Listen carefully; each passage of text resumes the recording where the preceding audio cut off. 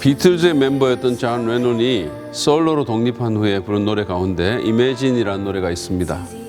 우리나라에서는 김연아 선수가 자신의 스케이팅 프로그램에 사용해서 더 유명해졌죠.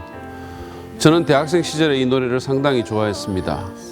멜로디가 아름답고 어떻게 들으면 찬송가처럼 약간 경건한 느낌까지 듭니다.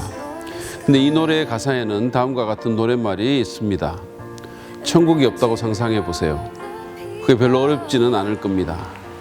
우리 아래 지옥이 없다고도 상상해 보세요. 국가도 종교도 없다고 상상해 보세요. 그러면서 레논은 모든 사람이 평화 가운데 살아가는 것을 상상해 보라고 부축입니다. 천국과 지옥에 대한 고정관념에 사로잡히지 말고 국가와 종교도 다 퇴출시키고 사람들끼리 평화롭게 살자는 것이죠. 멜로디와는 달리 가사는 매우 급진적이고 선동적이며 상당히 톤이 강합니다. 그럼에도 불구하고 많은 사람들이 이 가사 가운데 지옥이 없다고 상상하려는 말에 매력을 느끼리라고 생각합니다. 지옥을 좋아할 사람은 별로 없을 것이기 때문이죠. 사실은 저도 지옥이 싫습니다. 만약에 상상해서 없어진다면 10번, 100번도 상상하겠습니다. 지옥이라는 주제는 불편한 주제입니다. 그 단어를 입에 올리는 것조차 부담스럽습니다. 특별히 오늘날처럼 탈권위적이고 사랑과 포용이 다른 모든 가치를 뒤덮어버리는 포스트 모던 시대에는 지옥이라든지 심판하고 징벌하시는 하나님이라든지 등의 개념 자체가 많은 사람들에게 혐오스러운 개념이 되었습니다. 거기다가 아무 설명 없이 예수 천당 불신 지옥이라는 문구를 몸에 감고 다니며 공공장소에서 확성기로 지옥을 외치는 무례한 그리스도인의 형태가 더욱 거부감을 조성하고 있습니다. 그래서 사람들이 더욱 반발하며 기독교 신앙의 마음을 닫는 안타까운 일들이 생기고 있죠. 정말 하나님이 사람들을 지옥에 보내실까요? 하나님은 선하시고 사랑이라 했는데 어떻게 그런 하나님이 사람들을 지옥에 보내실 수 있을까요? 그리고 사람을 영원히 지옥에 보라는 그런 하나님을 믿을 가치가 있을까요?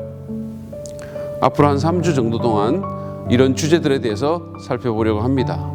오늘은 첫 번째로 사랑의 하나님과 지옥의 심판이 서로 모순되지 않느냐는 질문에 대해서 생각해 보겠습니다.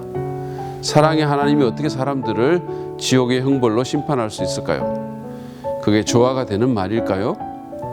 실제로 사랑의 하나님은 사람들을 심판할 수 없다고 말하는 사람들이 있습니다. 특별히 영원한 지옥불로 심판하시는 하나님과 사랑의 하나님은 결코 양립할 수 없다고 그들은 주장하지요. 비기독교인뿐만 아니라 기독교인들 가운데서도 그런 사람들이 있습니다.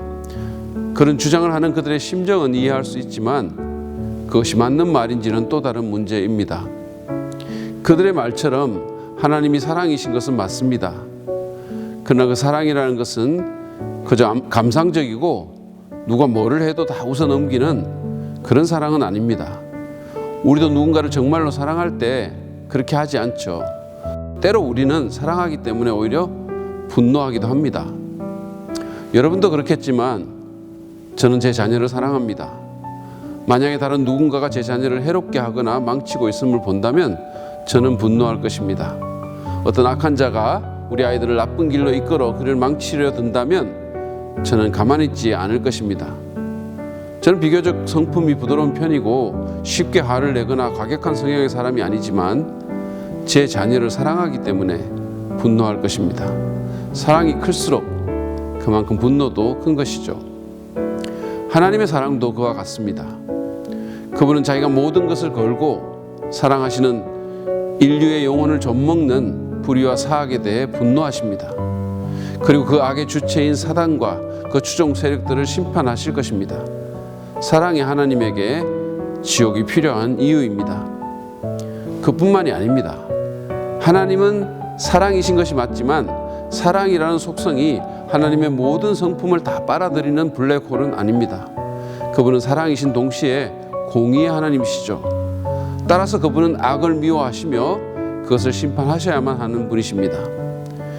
우리는 다 이런저런 잘못을 범하는 죄인이고 불의한 구석이 있는 사람이지만 그럼에도 불구하고 누군가의 어떤 범죄에 대해서 의분을 느끼고 그 범죄자가 처벌되기를 원합니다.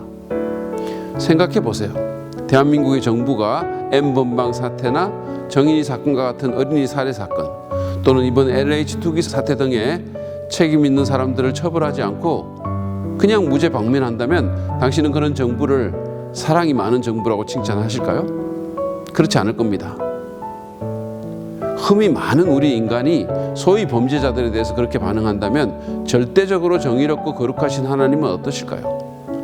무고한 인명 600만 명을 죽인 히틀러 같은 사람들, 끝까지 회개하지 않는 어린이 연쇄 성폭력범 같은 사람들에 대해 그냥 눈 감고 넘어간다면 여러분은 그런 하나님을 믿을 수 있겠습니까?